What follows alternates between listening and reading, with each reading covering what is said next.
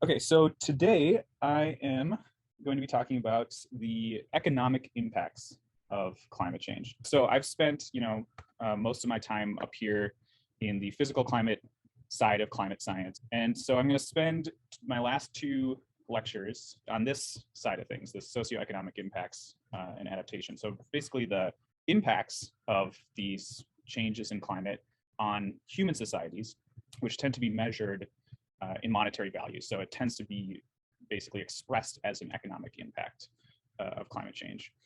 And this personally has been a topic that's of extreme interest to me. And so I kind of actually switched my research to this area from physical climate science. So my PhD and fundamental educational background is in physical climate science, but then in my postdoc, which you do after your PhD, I switched to looking at the economic impacts of climate change. And I was happy to find out just this week that two of my economics papers were cited in the IPCC Working Group 3 report. And so I bring this up not to brag, or not only to brag maybe, but just to say that this topic is not something that's just like totally out of left field for me to be talking about today. It's something that I've spent a decent amount of time thinking about and writing research papers on. So we see a lot of headlines about the costs of climate change and also the costs of mitigating climate change, so the costs of climate change policy.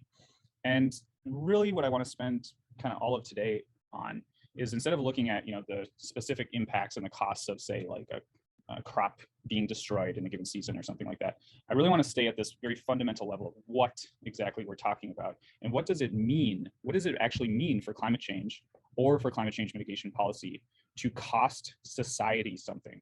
What kind of models are we using, both conceptually and actual mathematical models, in order to quantify this?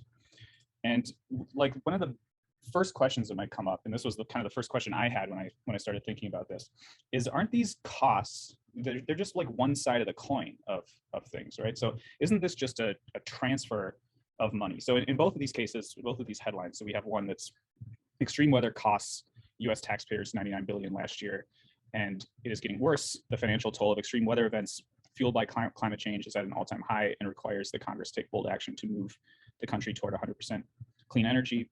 So that's a cost of climate change. And then the cost of climate change mitigation policy. Biden's climate ambitions are too costly for voters, and they have this monetary value of $11,000 per person in order to get to almost net zero by 2050.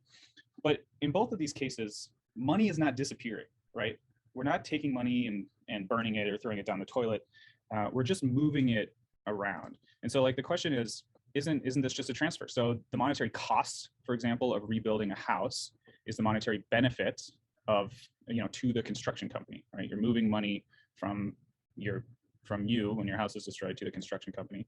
The monetary costs of taxes on individuals and companies would be the benefit of wherever those taxes are going. So if the government decides to subsidize a wind farm, for example, that would be to the benefit of the wind turbine manufacturer. And the monetary costs if my energy bill goes up because climate change causes there to be much more air conditioning used, isn't that just the benefit to the benefit of the utility company? So one of the main points of today is trying to address these questions and to figure out if climate change or climate change mitigation policy actually does cost society as a whole something, or if it just kind of moves money around. One way that this idea of just kind of transferring money around is brought home is from these circular flow diagrams that are oftentimes like the first diagram that you'll see in an economics textbook. And this is one that I made that has a lot of stuff on it. This actually includes the Earth in it, which most of economics textbooks don't have, and they don't have this resources taken from the Earth and then waste pollution going into the Earth. So I'm trying to be more complete, and you'll see these in environmental economics or ecological economics textbooks or papers. So we have the Earth. As far as economics is concerned, there's kind of three categories of the Earth that get talked about or highlighted the most. So one is like this non-monetizable intrinsic value of the Earth, and so that's often mentioned that like there's a bunch of intrinsic value that we can't monetize, is kind of like just not able to be incorporated into a lot of these economic models. there's what gets called natural capital, which is resources from the earth that we can quantify in monetary terms. So, things like fossil fuels, that's something that we dig up and then we sell. And so you can put a number on that in terms of what that's worth to people.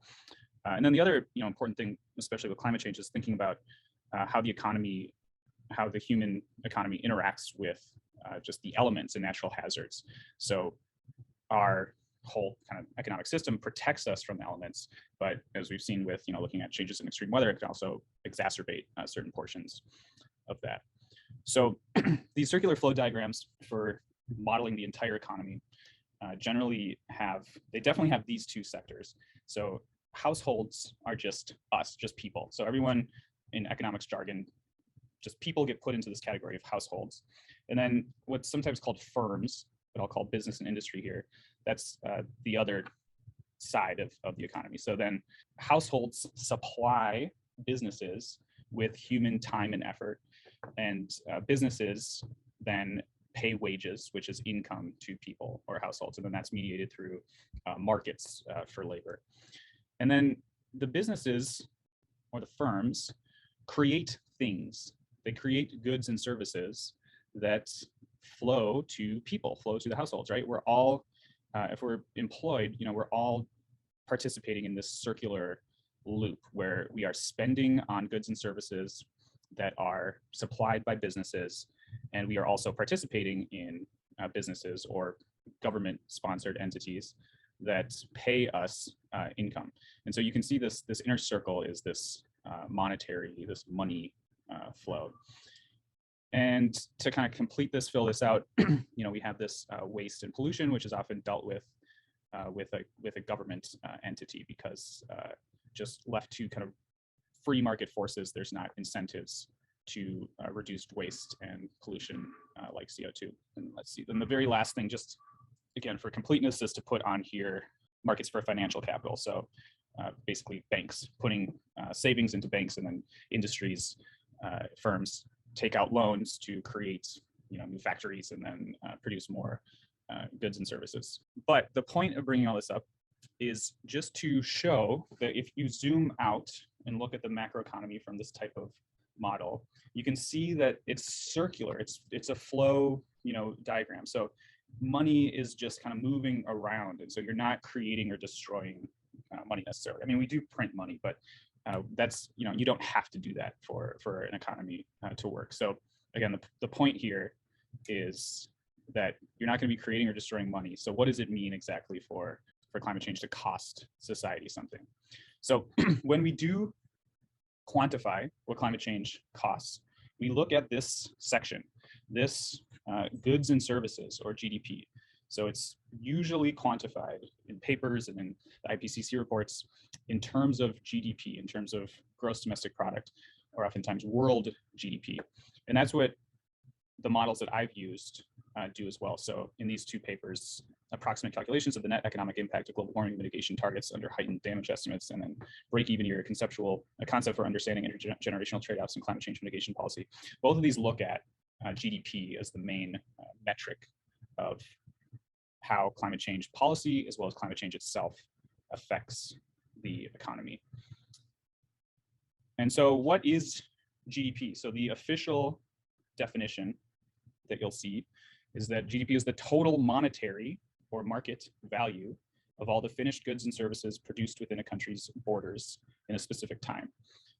And so it's just the, it's the goods and services, and it's measured in money. It's not measured in the total, mass of goods, or the total number of goods, or the total number of services. It's measured in the value of those things, but it's just how much goods and services are being traded overall. And so we're not talking about, distributional aspects here in terms of, class and income distribution levels. We're talking about total amount of goods and services that are being traded. And so this is just a graph from one of those papers looking at the cost of climate change mitigation and the cost of climate change itself under these different damage functions, so different estimates of how much climate change harms the economy. And so you'll see that this is very common in this research in general, is that this is expressed as percent of gross world product, in this case cost or damage. And so this is showing that under one estimate of climate change damages, like 25% of gross world product, which is just all of GDP of the individual countries added up, gross world product is damaged by 20 to 30% by 2100. And then there's this huge range where different studies come up with very drastically different results for that. But it also is important to note that this percent of gross world product damaged or lost, so 20 to 30%, that's not relative to today, that's relative to what the GDP would be without climate change. So when you look at this in terms of the actual models that include kind of continued growth of GDP, this is what that looks like. So this is like just actual gross world product itself instead of a percentage, and it's showing that you get a large reduction in gross world product from climate change, but it's still growing relative to today. And so that's just because we have like 5% per year GDP growth that we've had for decades now. And so that is outstripping even the most kind of pessimistic estimates of damages to the economy. That's at least what the current modeling shows. So getting back to our question of what's going on here? Like why does climate change cause GDP to be lost? And so we're going to think about what GDP is from first principles. So we can kind of go back to the beginning of human civilization and think about that. We used to be hunter-gatherers. This is just an image taken from a book that looks at kind of human society over time. And so this is an estimate of what was going on in 10,000 BC. And the point I'm trying to make here is that for most of human history, before our kind of modern market economies, humans produced most of the goods and services that they themselves used. So within a tribe, there was kind of some division of labor. So we've got a storyteller, priest, someone plucking a duck, curing meat. So you have some division of labor, but these entities kind of acted more socialist, more communist, where they are sharing resources within this community, and there's not monetary exchange of things. There's not as much specialization. So there's no GDP if there's no market exchange of goods and services. If you're not paying someone for something, then there's no GDP. So it's part of the definition of how we measure that. So you wouldn't really be able to measure climate damages in this society the way that we do it now. So the way that we do it now kind of requires that this commercial revolution happened, and that basically was in the 11th century, concentrated in Europe, where we started to segregate into professions and specialize in various things. So this is showing like, okay, now we have a baker's shop, a cobbler's shop, we got a hotel, blacksmith, milkmaid. So you have more of this specialization, and then you trade, you specialize in one thing, and then you trade for everything else that you need. That is a major reason why our economies have grown, is this specialization and trade. And then along with that, technology changes. And so we've, become even more specialized over time.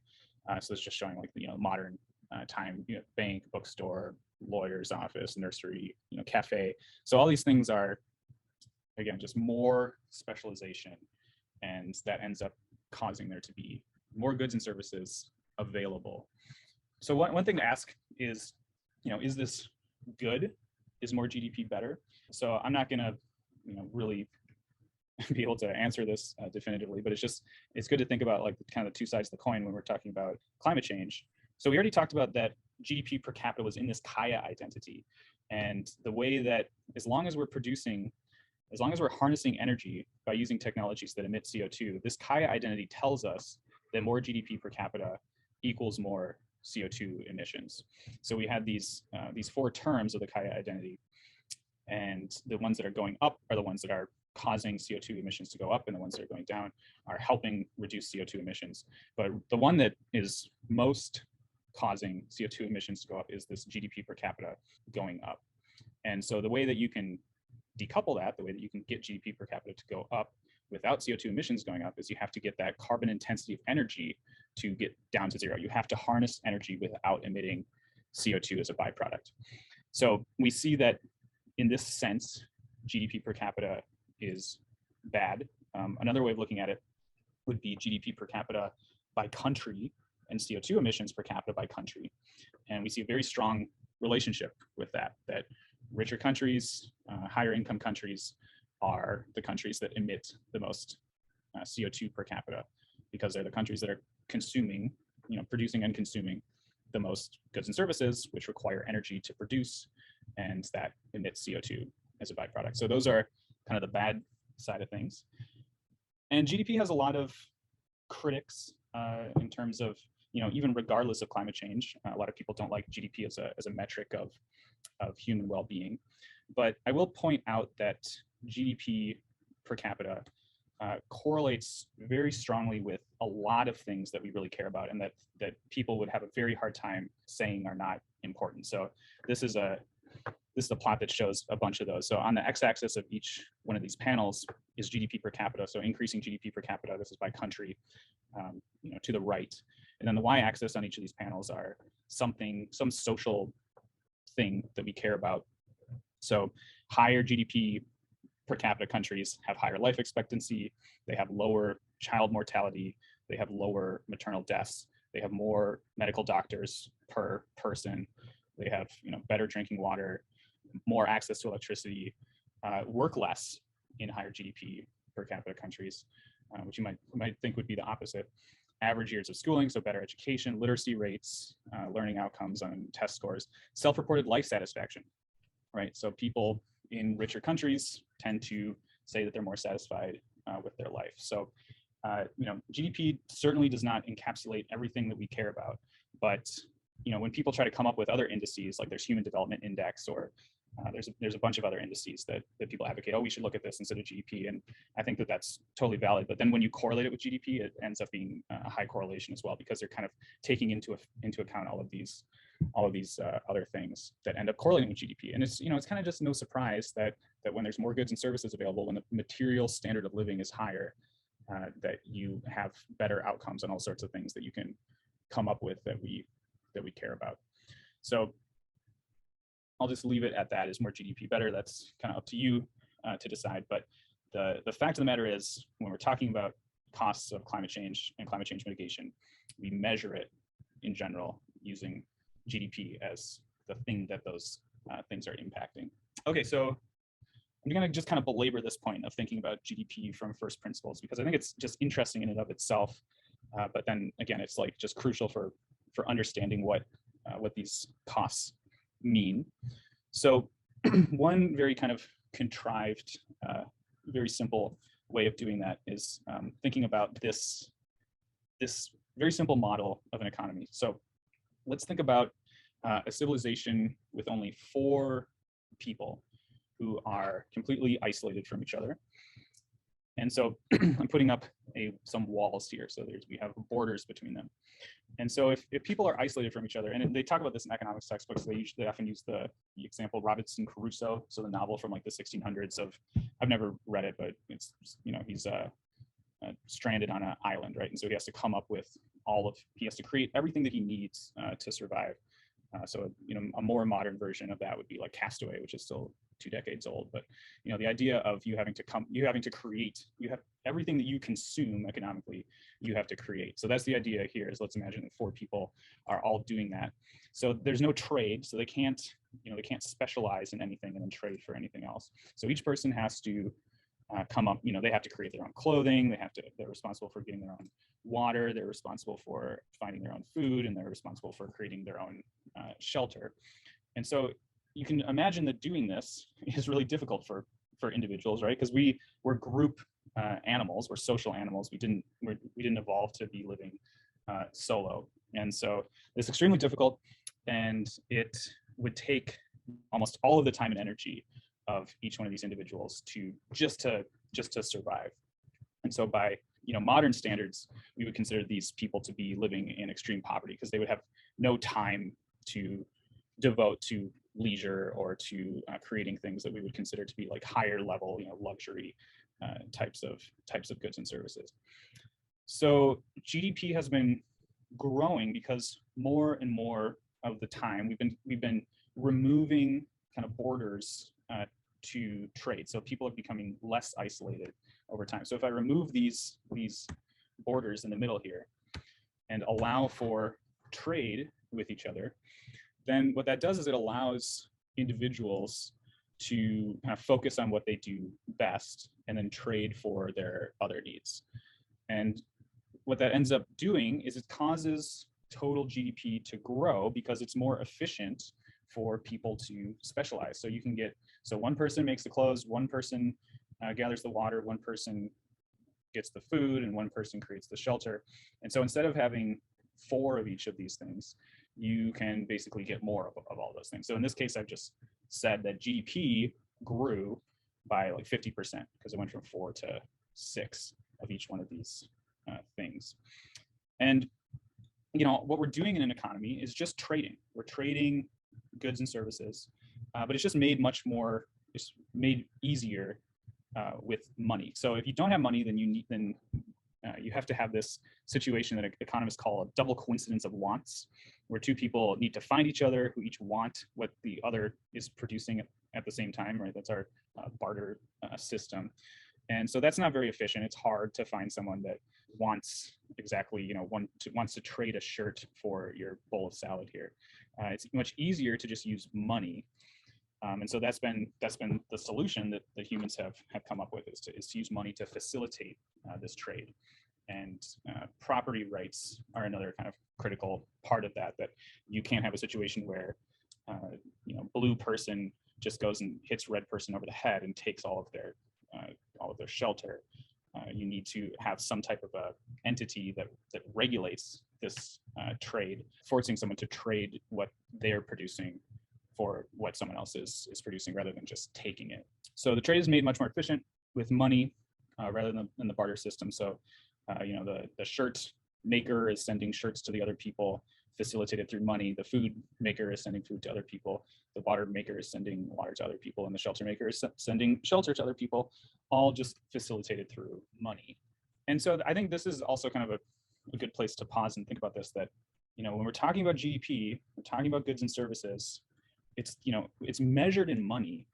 Like, it's always going to have a monetary value, but it's the goods and services that we're talking about. We're not talking about money itself.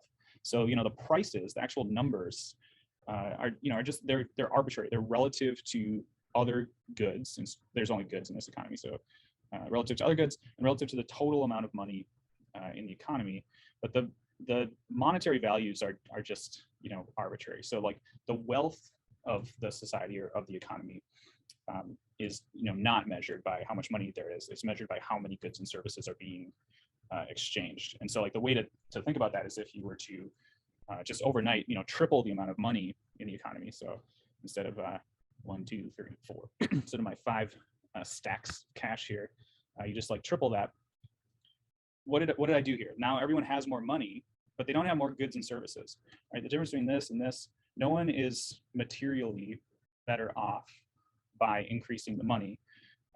That's all that happened was you get, you know, inflation. You get monetary inflation by creating more money. So when we do like the GDP calculations, those are always, you know, corrected for monetary inflation, and it's measured in money, but it's really talking about goods and services. It's just that you have to put some type of a number on that, and it wouldn't make sense to put like the total mass of goods or something like that. It's the value that people place on it, which is expressed in these market prices. So it's not about money, it's about goods and services. And then, you know, we've seen this extremely large growth in GDP over time. I'll skip and show you that. This is world GDP over the past 2 millennia.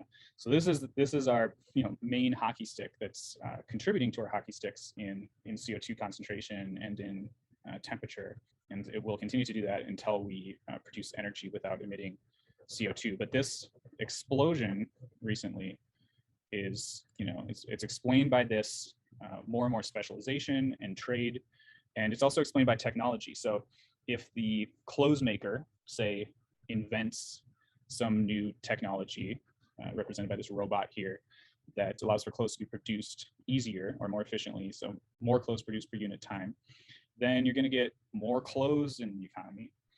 They're going to be cheaper.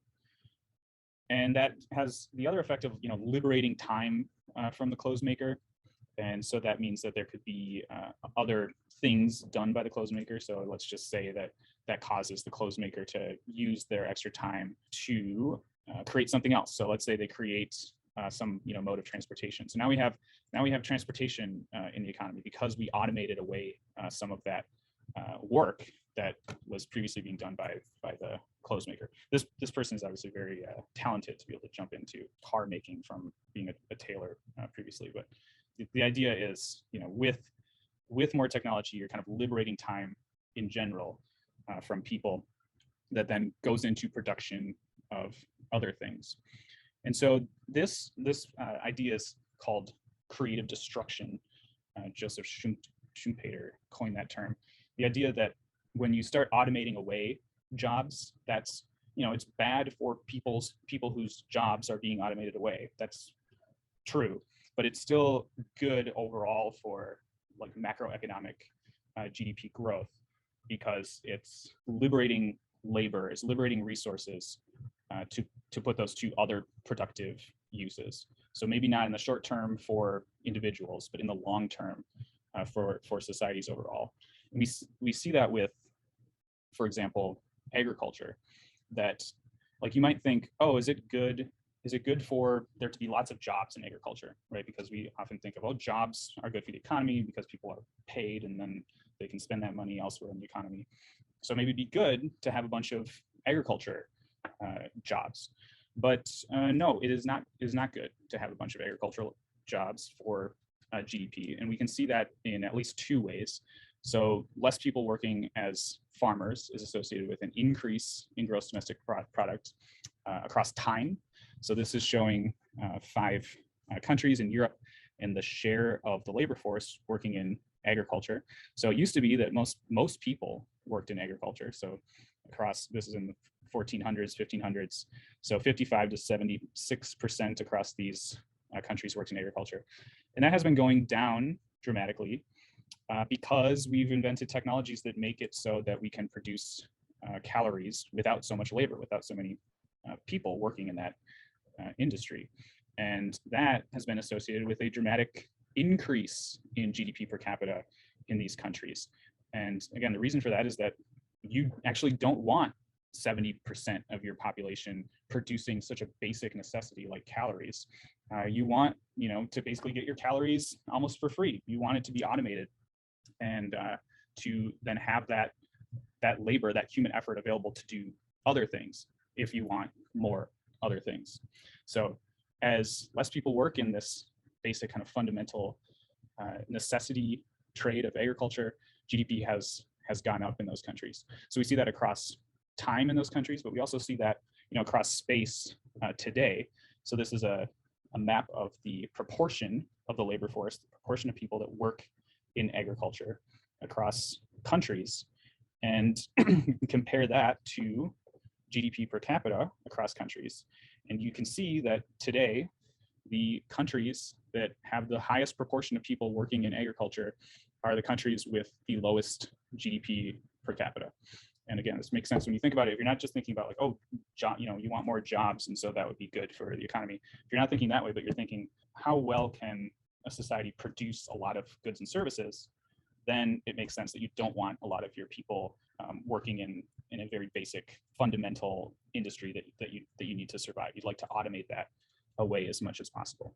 So it's like if we have, like air, for example, is basically free to us. Oxygen is free to us.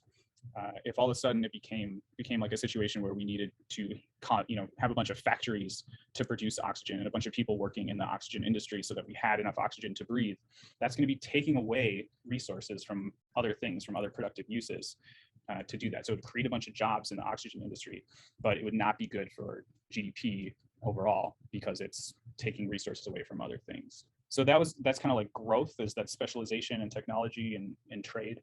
But then damage is the other side of it. That's what we're talking about with climate change, that, for example, if food becomes more difficult to produce because the climate is changing, and if you have a different climate where we have agriculture set up for the current climate, then what might happen is that you have technology that would kind of switch to the food production side of things naturally, because it's going to be necessary, and that would cause there to be less technology to do other things. We have finite resources on the planet. We have finite human effort and time. We have finite mass and energy, and so you can't just have productive capacity in one section without kind of taking it away from another section. So this is one way of saying everything I've just been saying is economic well-being, which means in this case like material well-being, has to do with the efficiency by which societies are able to convert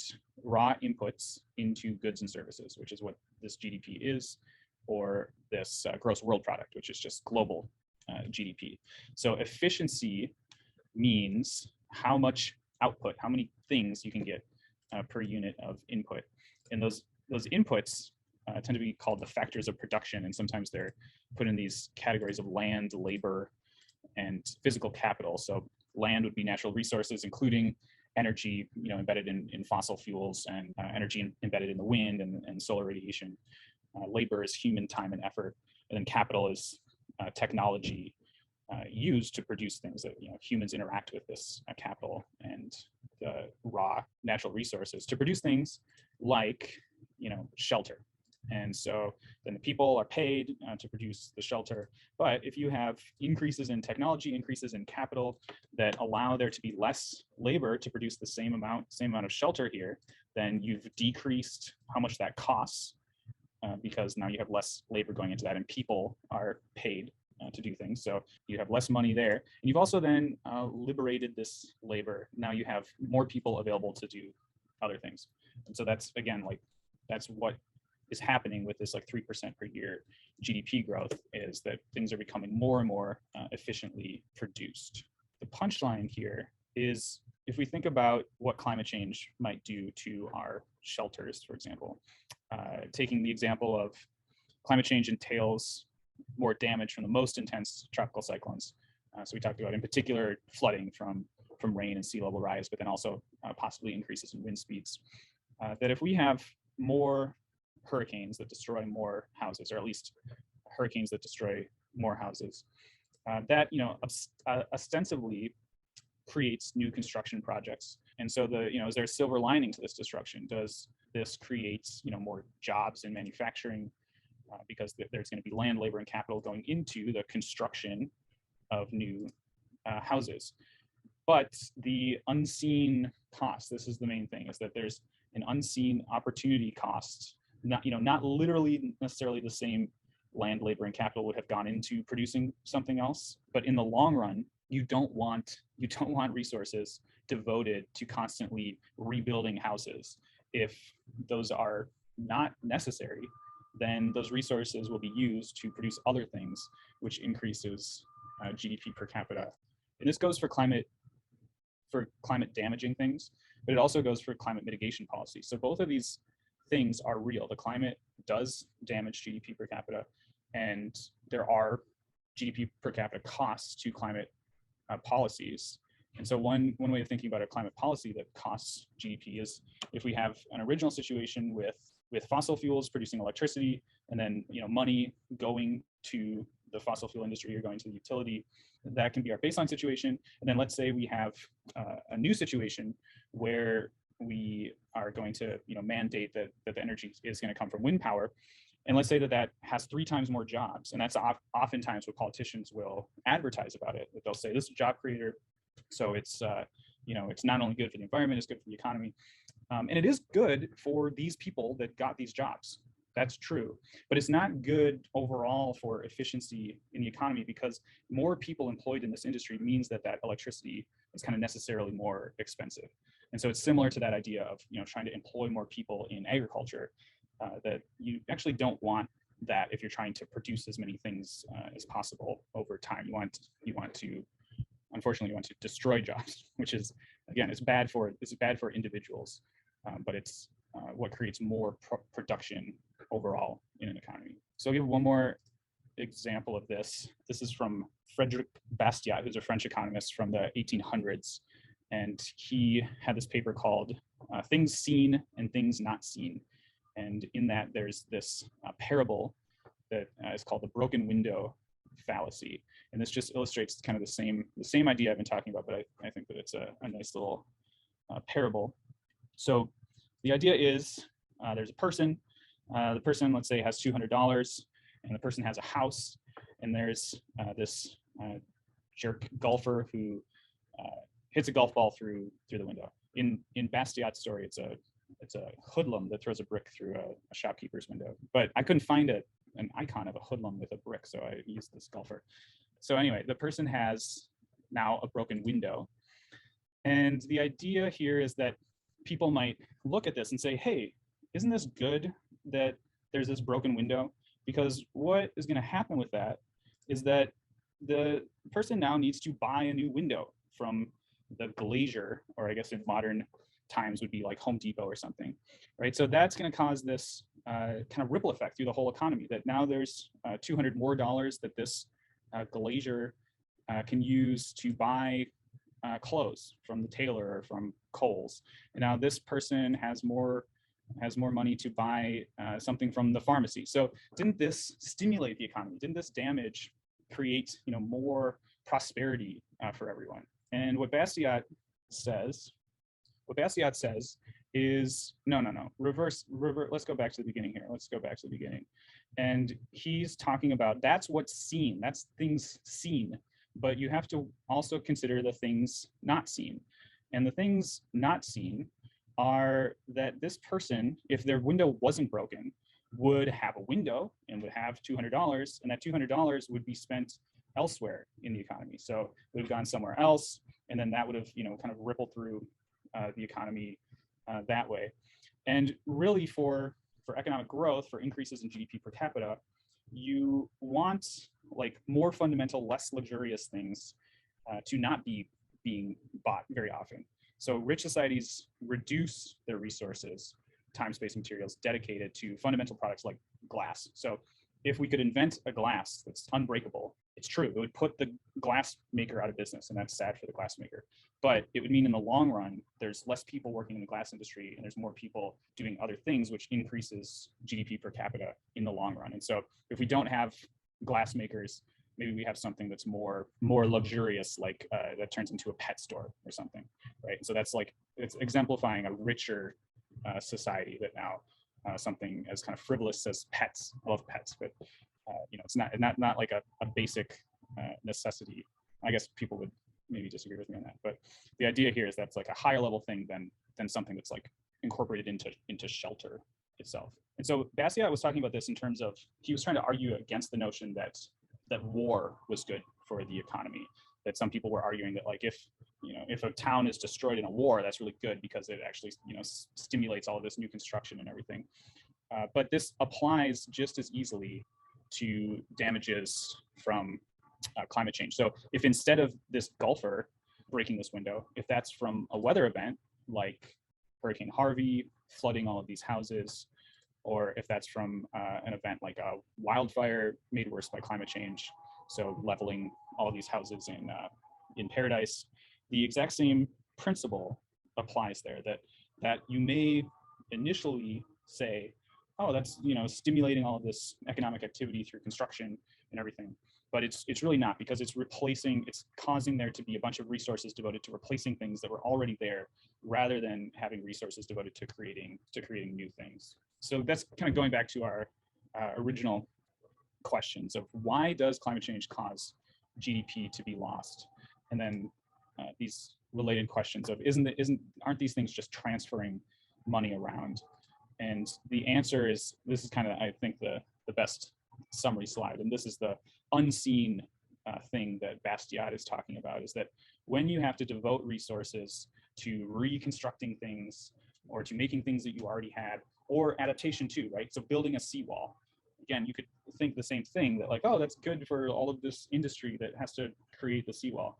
And it's like, no, because we would prefer to have those resources devoted to creating something else, not creating a seawall that just preserves what we already have. So it's the opportunity cost, it's resources shifted away from new production of other things that you don't see, that aren't made, towards just kind of the maintenance of the economy, of society overall.